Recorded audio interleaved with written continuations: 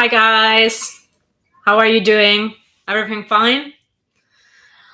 We're here like every Thursday to read the 3 chapters of my fanfiction about Harry. But if you are here, probably you know that already. So, yeah, we are gonna read chapter 7, 8, and 9.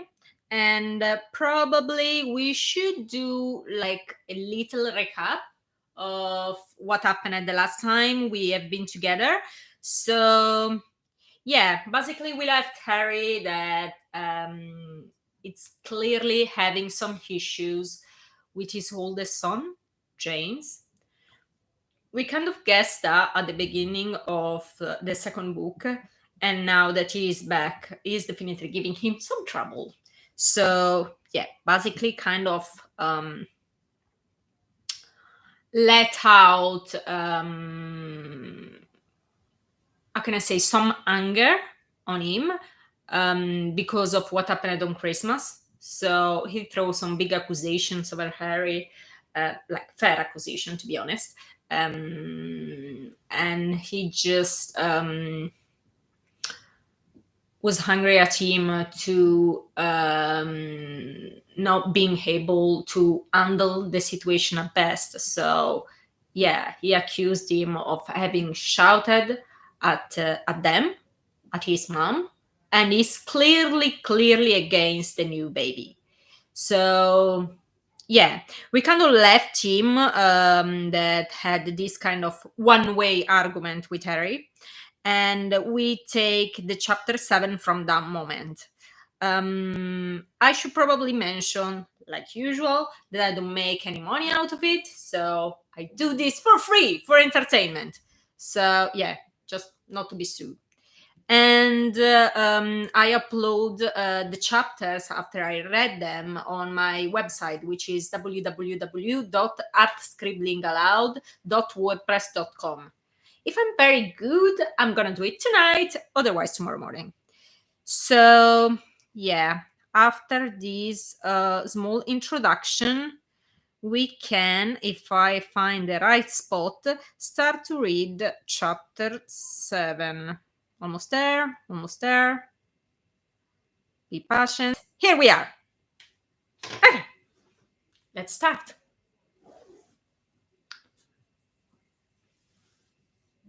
Chapter 7.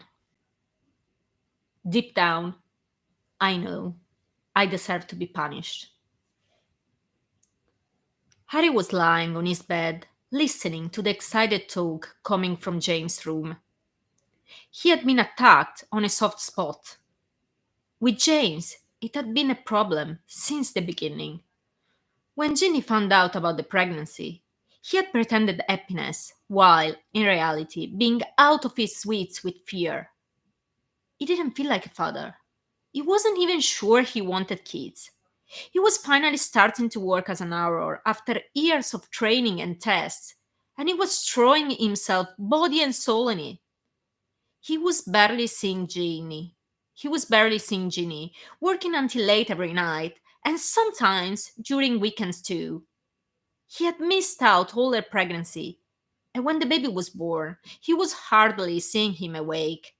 He felt awkward in holding him, scared to hurt him, and he didn't know how to behave. He never changed a nappy, never gave him a bottle, never cuddled him. He was always at work. Ginny was still at home, and Molly was often at their place to help her out. He had missed out on James' first 2 years of life. And then Ginny got pregnant again. Panic building upon panic. When she was close to the end of her second pregnancy, she had confronted him. He could remember it as if it were the day before. He recalled it now with clarity. He was back from work.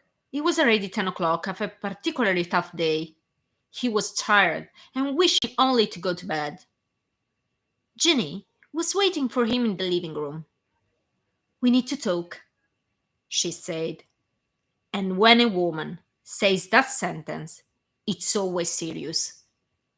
He learned it eventually, but at that time he hadn't yet. He sat close to her, his mind still on the day just gone. "What's up?" I try to be understanding, but this is not working. I had enough of this situation. You are never at home. I'm basically a single mother. I'm raising James by myself. He barely knows you. I don't want the same for this one, pointing at her belly. I want you at home, she concluded. Jenny, this is my job. I'm doing it for you, for our family, he replied, wary. No, you're not doing it for me, not even for James, she said stern. You are doing it for yourself alone.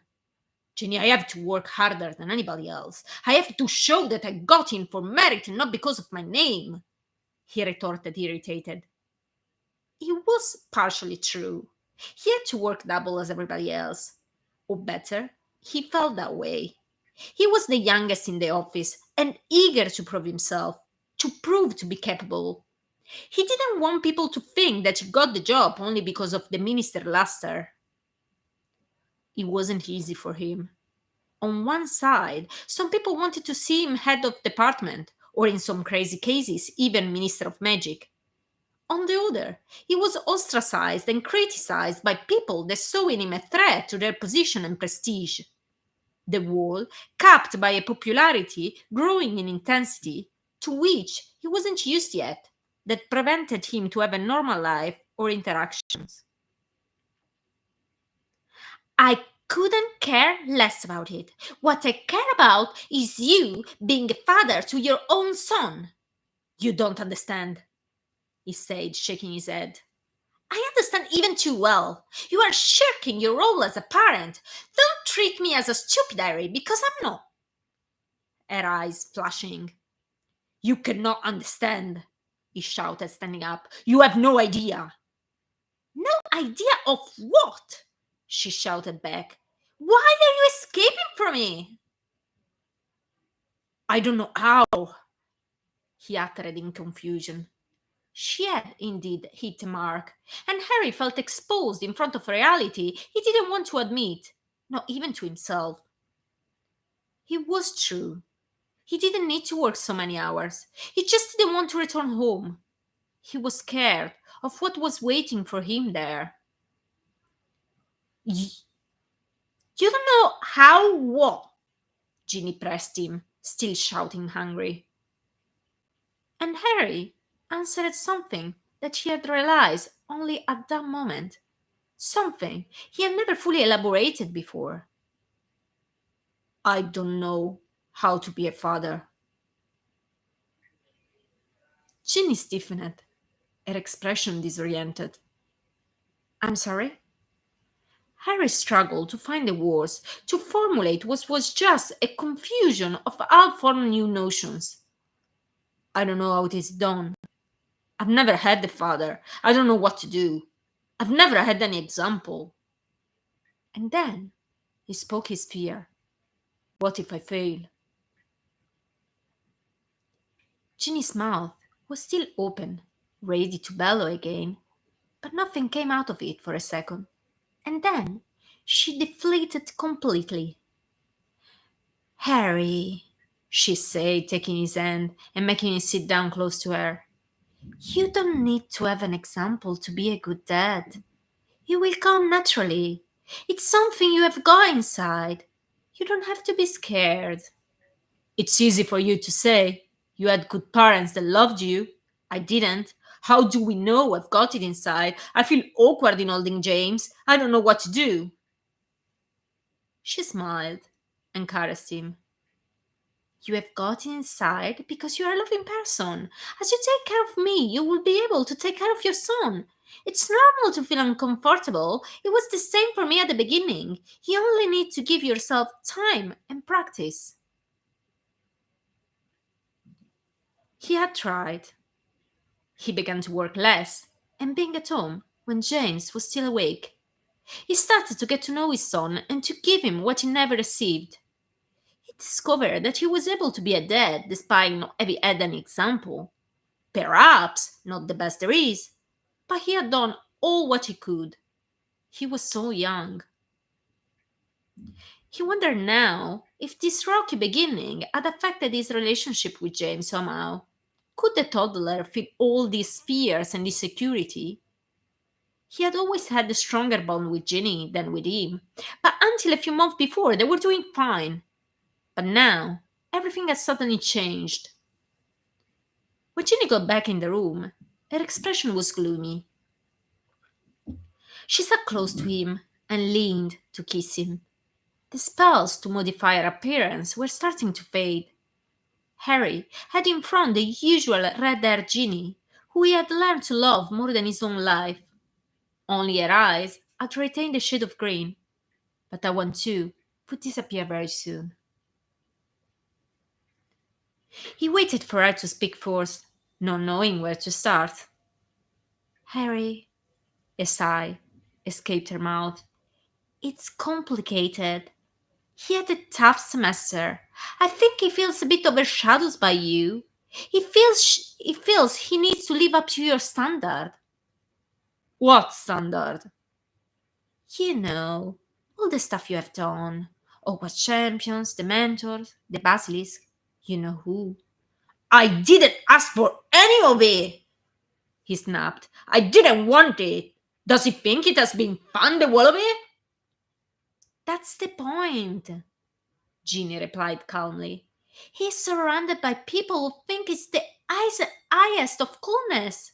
When they look at him, they see you, and he feels they are expecting the same from him. He's under a lot of pressure. He spent the last 6 months in protecting Rose from bullying and Albus from gossips. Harry felt oppressed. The sense of guilt that was haunting him getting stronger. All his mistakes were coming out in waves against him, and not only his mistakes, but also things on which he never had any control. You heard what she said about touching you. Harry, he said that just because of the pressure. He didn't even know what he was saying. He did know, Jenny. He's old enough to know what he's talking about. And he's right. He probably even imagined it. I scared you all. He has been sent to the barrow and forced to leave you here, alone, with me out of control. I abandoned them. And what is worse, I hurt you. He let out the last sentence, almost in a whisper, staring the wall, not to look at her. She lay on his side, encircling him with her arms. Harry, you were not in your right mind. You didn't mean to. It was a very difficult circumstance. You cannot punish yourself forever. Harry turned in that embrace to face her, and wanting to caress her, his gaze fell on his hand, caught by one of his countless scars. You must not tell lies. Umbridge, the one responsible for it, appeared in his mind telling his younger self what she did several times. Those words had always been harbored in a corner of him, but never weakened in intensity. He now knew they were true. She was right. Deep down, I know I deserve to be punished. And that was the end of chapter 7. By the way, I'm very proud of myself because despite the accent, I believe I read very well. I don't know why, but certain week my English works super fine. I can express myself at best. I can read without too much like mistakes or everything. And some other week it just nothing comes out right. This is one of the good week, AC. I hope I didn't speak too soon. This is gonna last until the end of the live, but for the moment, I'm very proud of myself. So, we have a dream now, one of Harry's dream, which I should call nightmare to be like precise, because they're never that happy. So I'm gonna start reading it.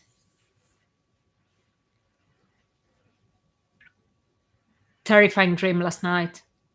I was again tied to Tom Riddle's tombstone in the graveyard. Ginny was tied too, far away from me.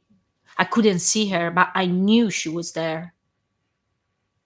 Voldemort was about to arrive, like like in all the other dreams, and I was terrified. I was trying frantically to free myself, and I couldn't. I was tied too tight. And then he appeared. The only difference was that it wasn't Voldemort.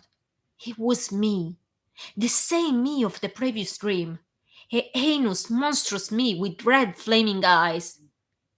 He observed me in my powerlessness and smiled viciously. And I knew what was hidden in his mind. It wasn't me he wanted. He walked out of sight, toward where Ginny was tied. There was nothing I could do to stop him. I struggled, I kicked, and I rigged furiously, but in vain. I was too weak. I couldn't see him anymore, but I knew everything what was happening. Ginny started screaming in a horrendous way.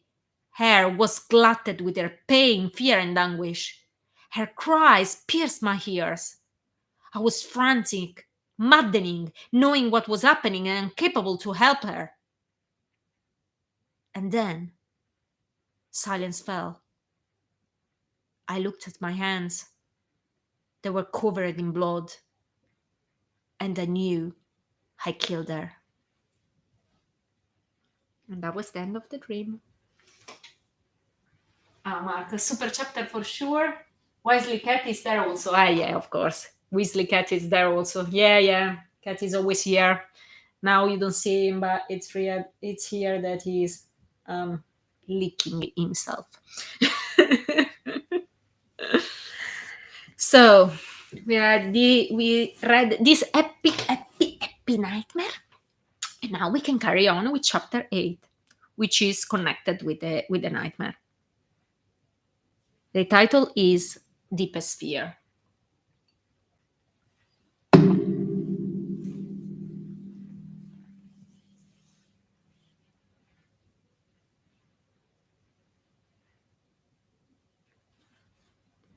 Harry screamed and screamed and screamed in agony, the dream being real in his mind. Harry, wake up! Wake up! Ginny was yanking him forcefully to bring him back to reality. He awoke with a jerk, and despite being so, the echo of his screams was still hammering forcefully, ringing in his ears and loading his mind. Ginny was beside him, her eyes wide open in alarm. But she was alive. She was well. It had been only a dream. The relief had been so overwhelming and intense that brought up convulsive sobs. He hugged her tightly. You are alive, he gabbled, succeeding a sentence between the sobs. Yes, Harry, everything is fine. It was only a nightmare. The kids were at the door, staring frightened at them. They had run from their room, awaked by the screaming. Is everything okay? Your dad only had a nightmare. Go back to sleep, she addressed them. They looked at him, sobbing in Ginny's arm. They had never seen him in one of those fits post nightmares. He had stopped having them when they were still very young. They lingered for a moment, undecided. But then, having been dismissed, they returned slowly to their rooms.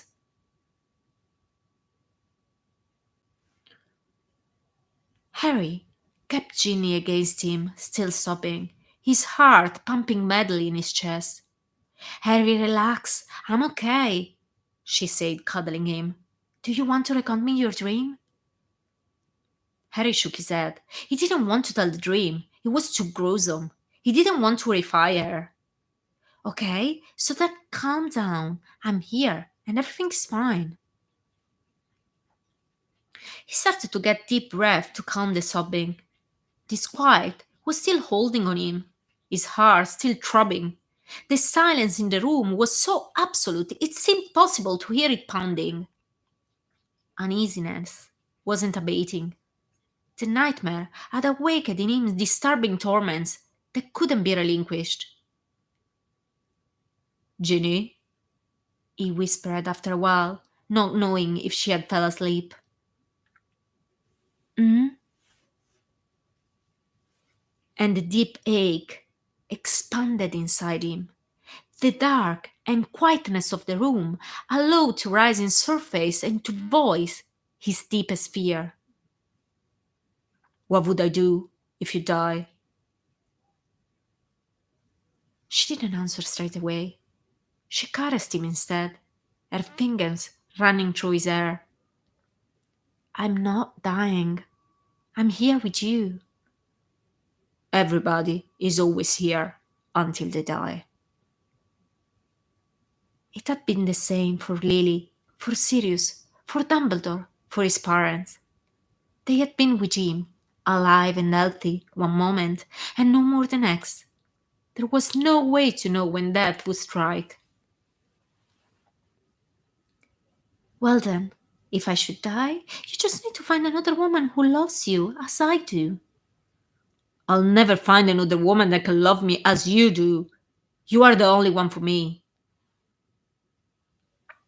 They lie there, immobile, intertwined in a tight embrace, their baby in the middle, dividing and uniting them. If you should die, I'd die with you. I'm sure I would. I'd kill myself the next moment. I couldn't bear it. I couldn't bear life without you. His voice was his voice was I'm sorry. His voice was faltering, weak, anxiety dripping from every syllable. Harry, you scare me. Don't say such a thing, she replied, alarmed by his tone, taking his face between her hands. He could only see the profile of her head from the pallid light coming from a street lamp outside. You must promise me that you would never do it. You must take care of our children that would need you. He didn't reply, overcome by the horror of living a life without her on his side. He knew he'd never been able to. He knew that his mind couldn't have endured a blow of that magnitude. He was already too shattered, too troubled to withstand such a possibility. The dark shadow of the nightmare was still creeping in his mind in all its perverseness, spreading, blasting vivid images, and the anguish felt when he understood that she had died was still lingering in him, raking him with searing pain.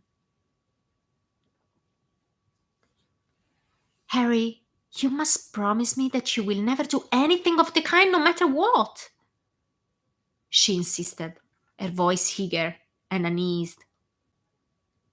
I can just promise you that I'll do my best not to. I've already done my best not to at least once before.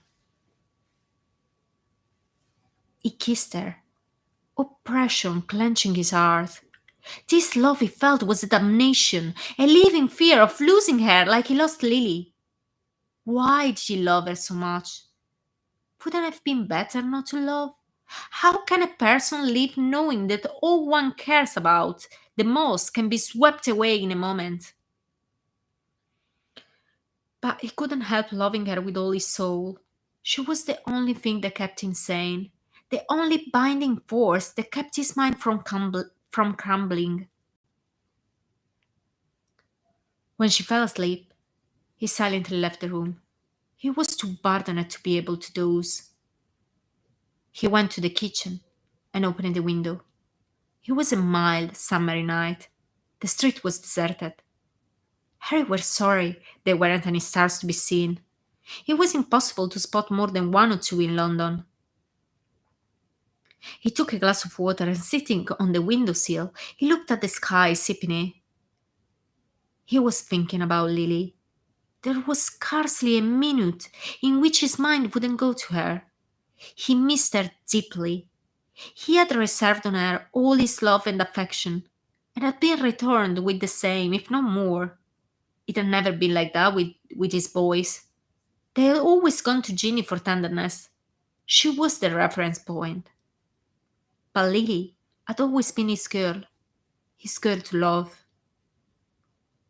While deep in this reflection, Albus appeared in the kitchen, his face illuminated from the light outside. Hey, Harry said, smiling. Can't you sleep? Albus shook his head. Me neither. Can I get something to drink? Sure, get it and come here. he said, pointing to the other side of the seal. We can keep each other company. Albus, after getting a glass of juice, sat on the opposite side of him. It must have been a very bad nightmare, the one you had. You screamed very loud and. He hesitated and didn't finish the sentence. Harry looked at him, understanding immediately the reason of his son's insomnia.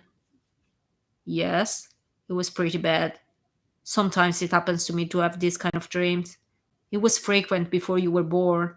You don't have to be scared. Is it always the same one? What did you dream about? No, sorry. No answer came from him. He didn't want to recall the dream, and it was too horrible to be told to a child anyway. It was better to keep his silence. Why don't you ever answer my questions? And it was asked with such an innocence and disappointment that Harry felt compelled to explain the reason. Albus, I know you would like to have the answer, Ed, but there are things about me that is best not to tell. They are not nice to listen to, and I don't like to talk about them. At school, everybody says that you have done amazing things. Why? If they are amazing, don't you want to talk about them? Because they are not amazing. When you are a bit older, perhaps I'll explain to you, but right now, it is best not to. Albus didn't reply. Still silent, a still silence, not disturbed by any noise outside, imposed on them, until a gentle ripple disrupted it. I miss Lily, Albus whispered, clenching his glass tightly, his gaze lost in it. I miss her too, every minute of every day. A whiff of wind came through the window, disturbing the gloom hovering in the room. It was refreshing and pleasant, bringing with it a longing to be outside. It was indeed a lovely night. Wouldn't you like to go out? He asked Albus. Now? He replied, surprised. It's the middle of the night. So much the better. Nobody around. Why? Are you scared? He asked playfully. I'm not scared, Albus answered indignant. We can go for a ride. What do you think? Albus assented, excited at the prospect of this nocturnal excursion. Go and dress yourself. Wear a jacket. Up there is going to be cold. And be quiet, we don't want to wake up Mom. He sprinted out of the kitchen. Harry followed to get ready himself. He was glad about this idea of his. His spirit needed the comfort of the open air, and moreover, he was happy to share this moment with Albus. He had taught him how to fly a broom when he was still very young, but being in London, there weren't many chances to go for a ride together. This time with him was needed. Until the previous year, he had been at home with them, and his company had been missed when he was gone to Hogwarts. Because of what happened on Christmas, it was several months since the last time they had a father and son moment. Albus was more sedate than his brother, and much less polemical. It was easier for Harry to report himself with Jim, and he felt him more than ever now that James was so averse to him. When they were ready, they got their brooms from the cupboard. Albus' one was still a kid's model. Do you know what? Harry said, struck by an idea. You can get one of mine, they are faster. I think you are old enough to handle an adult one. Albus' eyes sparkled. Harry had many brooms, more than it was necessary considering how little he could indulge in the pleasure, and he usually was quite jealous of them. But he wanted to give his son a treat. Which one? Albus asked, with a broad smile on his face. Get this one, picking up for him a shiny mahogany one. It's not too difficult to handle, and it's quite swift. Albus took it reverentially, caressing the handle. It's the Nimbus! He stammered, thrilled. Yep, he grinned. Let's go. They passed through Albus's window that was given to the back of the house, and they were off. Like usual, the sensation of freedom when taking off elated Harry and lifted his spirit immediately. Albus was behind him, tailing without any trouble. Harry wanted Albus to test the broom to see how he kept up. He made few loops in the air, followed steadily by his son. "You are doing great," he shouted, accosting him. "Now I'll speed up. Try to follow, right?" Albus nodded, clearly thrilled by the performance of the new broom. Harry sped up as fast as he could, the city extending as far as the eye could see, tepid wind slashing his face and blunting his breath. Albus was on his side, leaning back on the handle to gather speed, his expression greatly concentrated.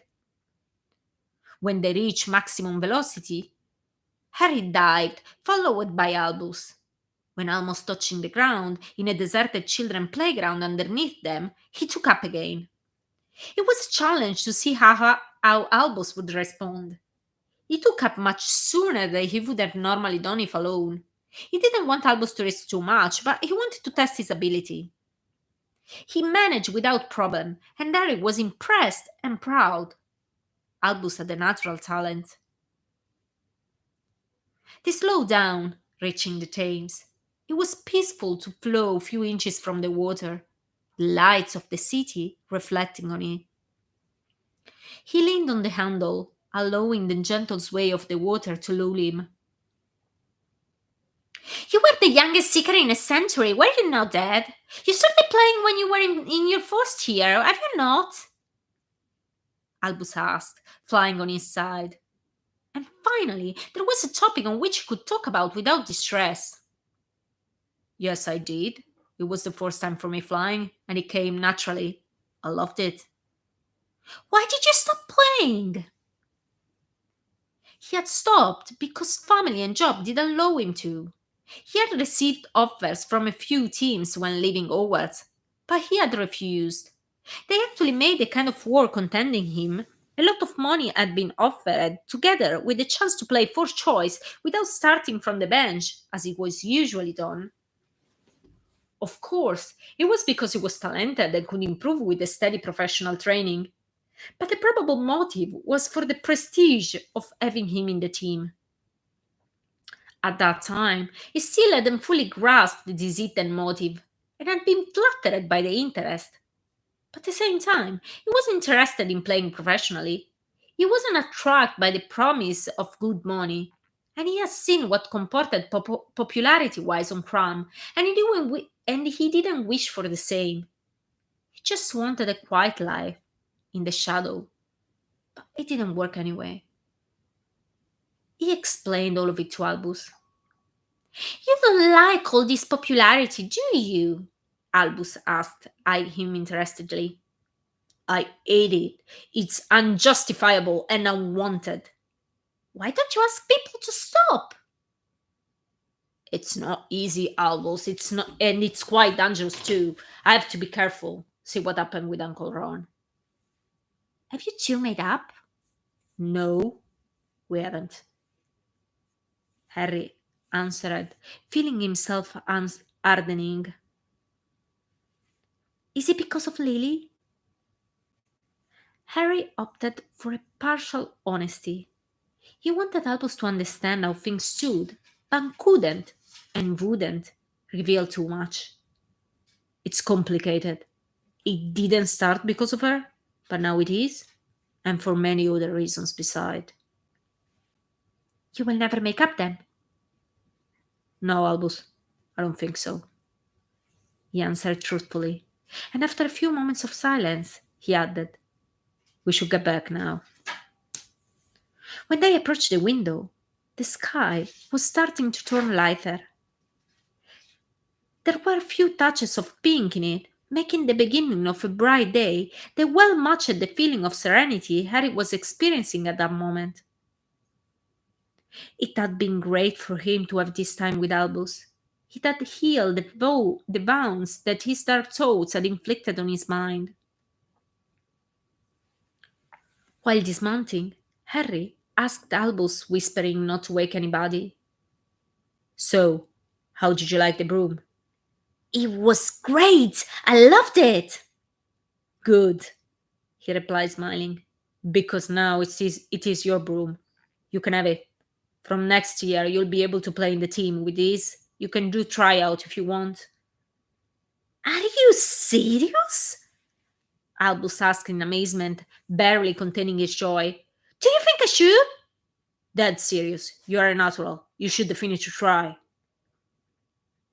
Thanks, Dad. It's amazing, he answered, staring mesmerized at his own new possession. I'll take good care of it, I promise. I know you will. And while they were sorting back the brooms in the cupboard, James' door suddenly opened. He was in his pyjama, staring at them. You have been out for a ride, he said, understanding in a flash, seeing their clothes. His expression hurt. Why didn't you wake me up? Harry felt his heart sunk. Harry felt his heart sunk under James' pained stare. You were sleeping. We didn't want to disturb you. James' gaze turned from pained to aggressive. Fine, I wouldn't have come anyway, he retorted bitterly, closing the door on them. Harry knew he should have tried to talk to him at that moment, but he couldn't bring himself to it. He was tired. He needed to sleep at least an hour or two before to go to work, and he didn't feel like arguing with the risk of waking up Ginny. He bade good night to Albus, with all the bad feelings he had managed to dissipate again on his shoulders. He lay close to Ginny, thinking about James, shut in his room, with the probable feeling of rejection he was experiencing, and that thought didn't help him much to fall asleep. And that was the end of chapter 8. So, yeah, poor Harry. An up and down of emotion that night. So, I guess we can carry on straight away with chapter 9, which is the last one of tonight. And by the way, reading this, I was realized, even though I realize it's not the best English in the world, it's not that refined, there are repetition and everything, because obviously it hasn't been edited in any way.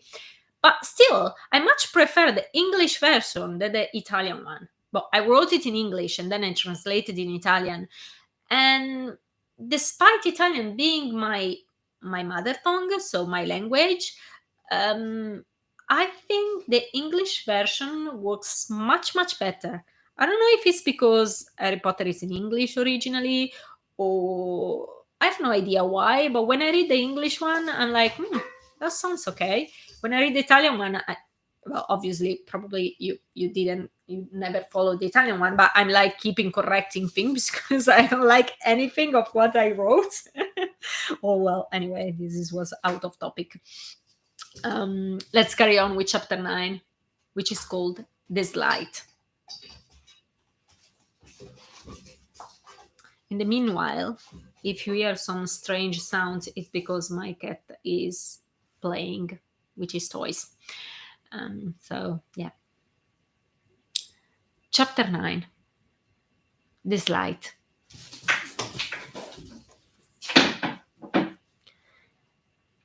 The next day at work, the lack of sleep made his job particularly cumbersome.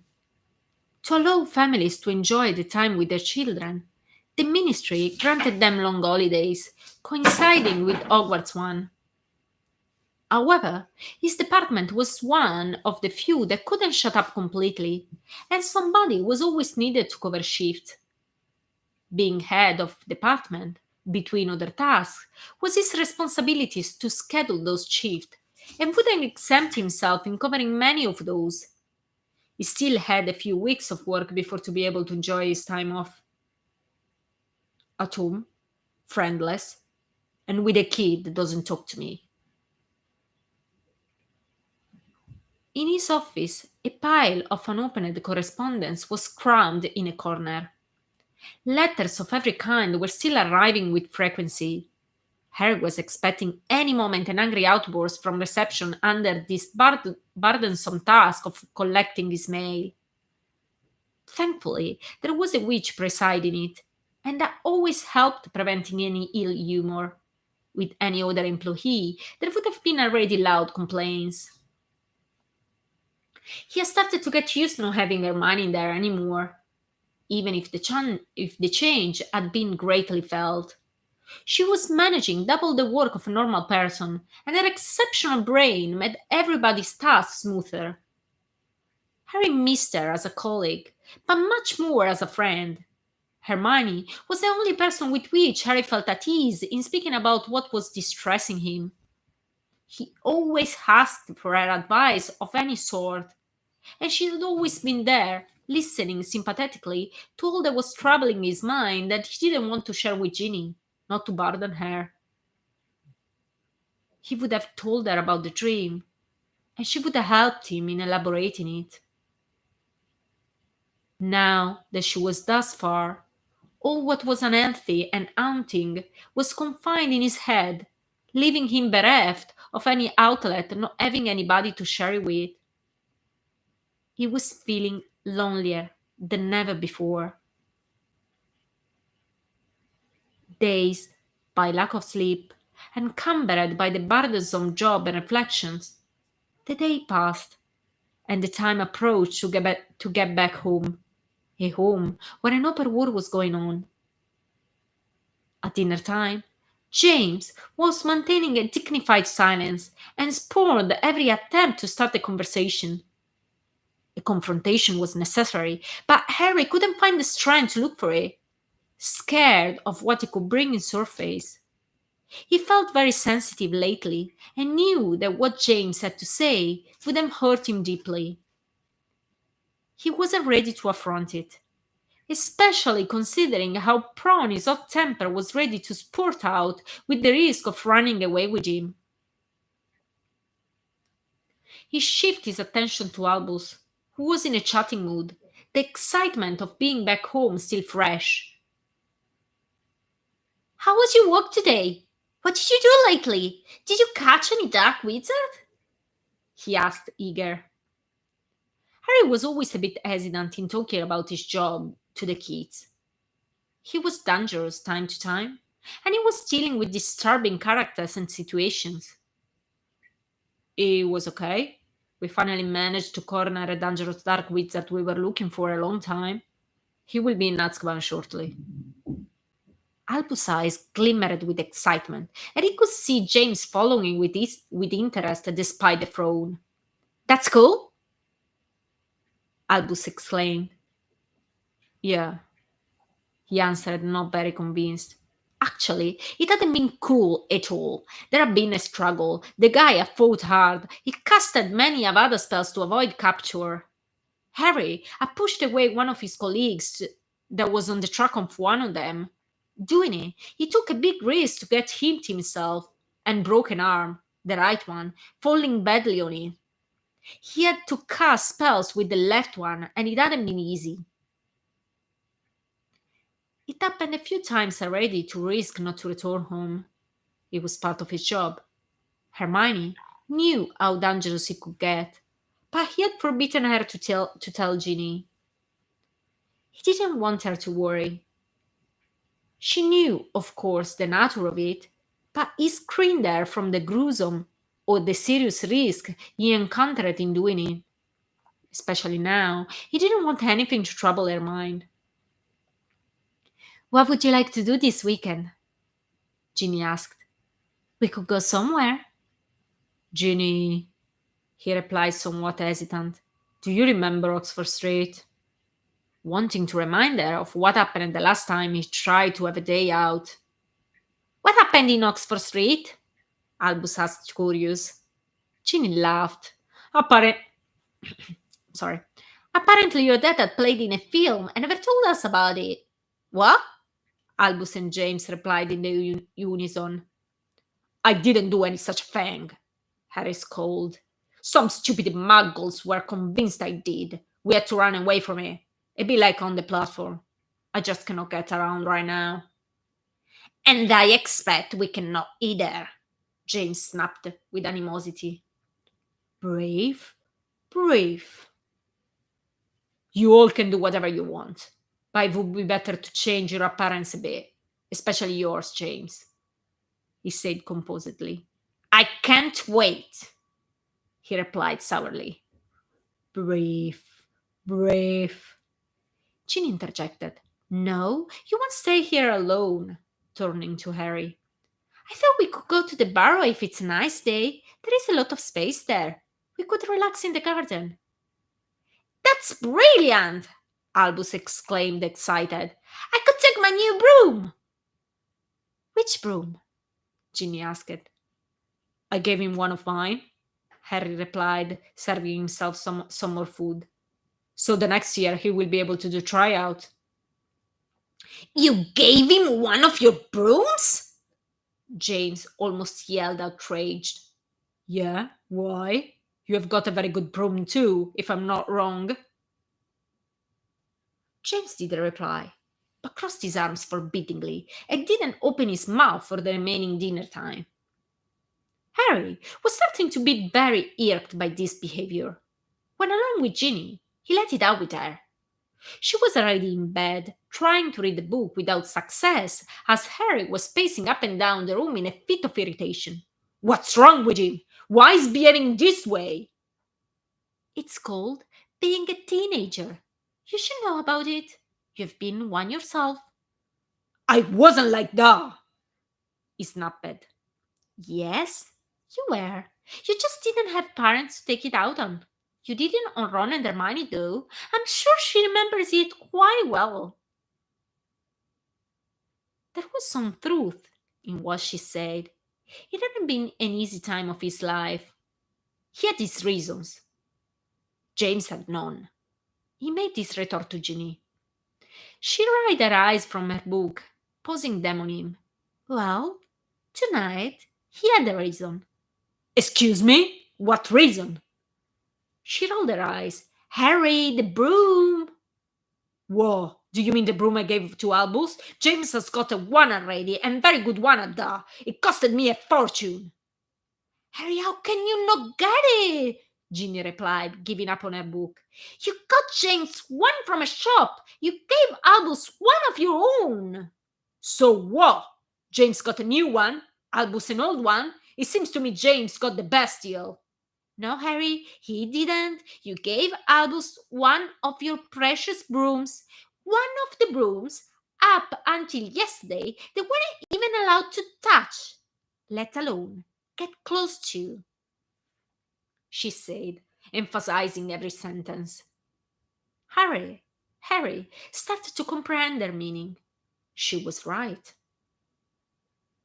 He sat on the bed to ponder over it.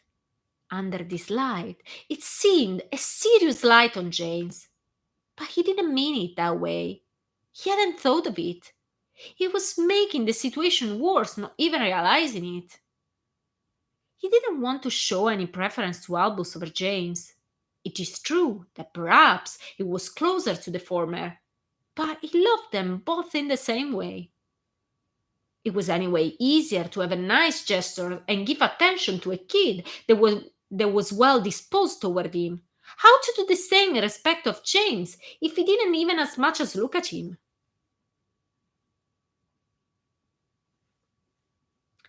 The next day, James, still in his teenager I don't want to talk to you but I'm forced to mood, asked, or to use a better word, exact, to be able to invite a friend over the barrow. I don't see why not. We could ask Rose if she wants to come too, Harry replied conciliatory, to try to make amend for his involuntary slight over him. If Molly and Arthur don't object, and if you make sure this friend of yours keeps the matter quiet. He will, James only said. What's his name? Harry asked. Francis. Which one is it? The blonde one? Jeez, is he still able to pronounce more than 3 words together? I see. He didn't know James' friends very well. Not being able to invite them over and shirking every wizarding event, he never had the chance to interact with them. Probably that was another mistake. He just spotted them at the platform time to time. There was never much time for proper introduction. Or better, to be completely honest, he made sure of being so, not having much inclination for it. James' friends were all too willing for an approach, and he didn't mind their curiosity on his person, understandable from kids. But behind them, there were eager, nosy parents waiting for the slightest opening that would allow them to get close, and that irked Harry.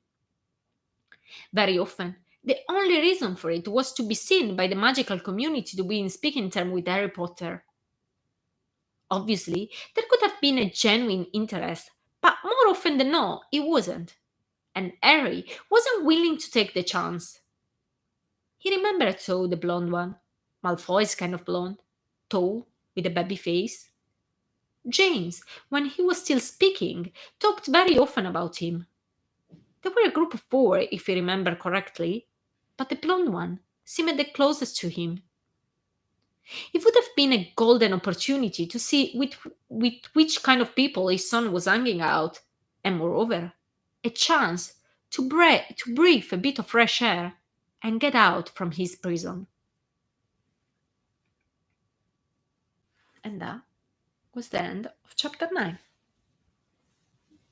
A kind of a light and opposite of my usual end of chapter that are always a kind of I don't know, very intense. And this end, it's kind of right.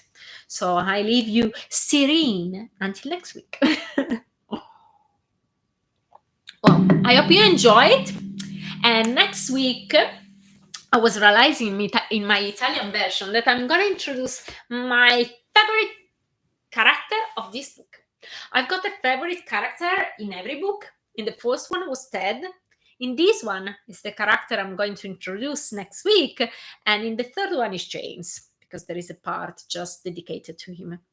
And yeah, the character of the next week is gonna appear only twice. And so it's very like a small character. I love I love it very, very, very much. And I hope you will do it too. So, yeah, as I said at the beginning, my chapters will be on my website shortly. Probably I'm gonna do it right now. So, yeah, very shortly. And if you want, you can even follow me on Instagram. I never say that much because I'm not a person that posts every second something. I'm not very social. So, I'm just adding a few things time to time. But if you want, you can follow me there. And I'm called Scribbling Aloud, like here. Marta. We must say Harry is a bit thick when it comes to his kids. He'll get better, hopefully. Yeah, he's a bit thick. Yeah. Yeah, I kind of guess that he hasn't been the best father ever with his kids. In the chapter 7, I kind of explained he, I guess he was very scared at the beginning, and we must not forget he was super super young when he had them, because if you just count, I think it was about 21 or 22 when he had James, and just 2 years later he got Albus. Oh, Marco, super easy going end of chapter, yeah, Marta. Well, he never had the father figure until he was 11. Yeah, and even later, it's not that he had this kind of like figure of a father. And they all died anyway in the end. Sirius died, Dumbledore died.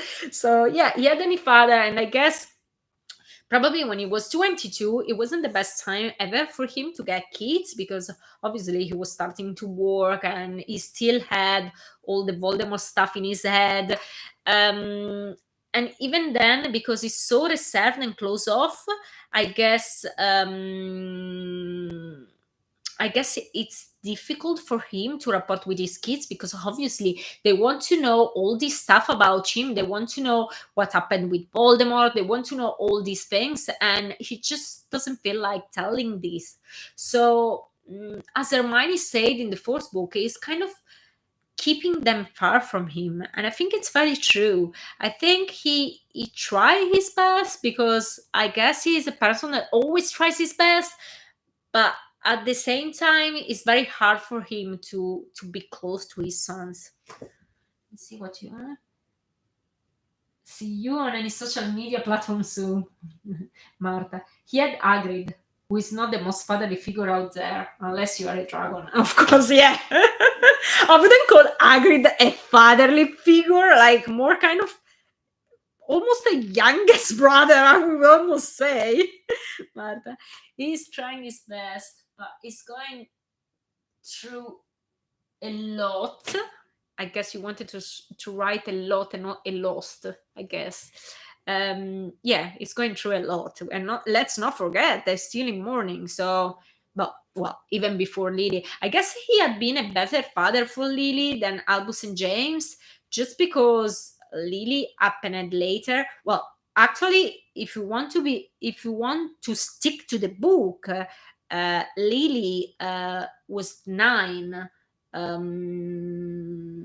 so it was only 2 years later than Albus that they got Lily. But I don't know why I felt like changing her age, so I made her 6.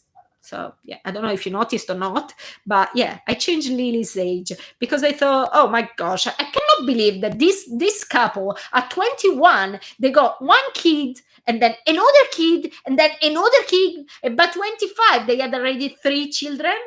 I thought this is weird. And anyway, I wanted Lily to be a bit younger. So yeah, in my personal fan fiction, I think Harry had been a better father to Lily because he was a bit older when he had her, and also because probably she was a girl. So I don't know. I always had this kind of feeling that Harry got on best with girls than boys in some cases, at least as an adult. But well, this is my personal opinion. No contraception in the wizarding world. But well, I guess there are contraception, just Harry that is not very good at it. Probably there are contraception that are working best there than in the Muggle world. But yeah, I just thought, you know, Harry not having been in a kind of normal family, probably lessons about sex, they weren't like very common. So probably, yeah, he had grown up being very unresponsible regarding contraception and sex, I guess. This is all my conjecture, obviously. But yeah, so this is what I thought. But to have children at 22, the only explanation to me is that they didn't use any contraception, because it's very rare for a couple to get a child so soon. I mean, 22, come on, they were very young, they were almost children. So yeah, I don't know why Rowling decided to make them have children so young. Obviously, because they decided it, I stuck to it. But yeah, I was a bit perplexed, to be totally honest. Oh well, and nothing. So yeah, we will see how it's going to proceed with James. It's not gonna be easy. James is 14 after all, so like starting that wonderful time that is called being an adolescence. She must have had their reasons. Yeah, probably. She must have. I don't know. Maybe she thought the same. Maybe she thought that Harry was not responsible with sex. But yeah, they were ridiculously young. Yeah. Oh well.